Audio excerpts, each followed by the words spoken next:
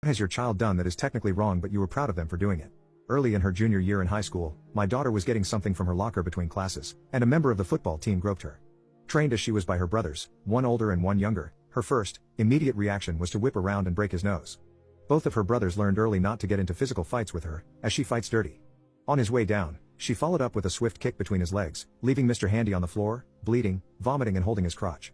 When I got to the principal's office, I found my darling little girl still looking all kinds of pissed off, the kid, no longer bleeding or holding his crotch, and both of his parents.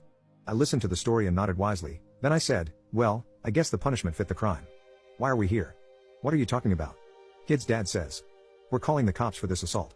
I couldn't help it, I started to laugh. You really want to make the fact public that your kid put his hands on a girl uninvited and got his butt kicked for his trouble?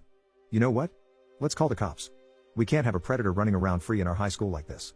Then the principal, a nice enough woman, tried to calm things down by saying that both of the kids would, of course, have detention for their inappropriate behavior. This was not good enough for me. She had done nothing wrong. I asked if it was official school policy that a young woman passively allow herself to be groped, and then noted that might be the best explanation for the way that Mr. Handy felt free to go around groping girls without their permission.